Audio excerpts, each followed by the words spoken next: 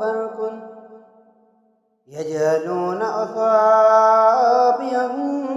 في آذانهم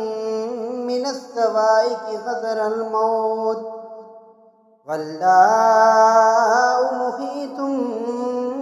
بالكافرين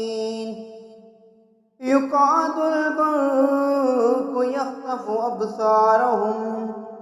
كلما أضاء لهم مشوا فيه وإذا أظلم عليهم قاموا ولو شاء الله لذهب بسمعهم وأبصارهم إن الله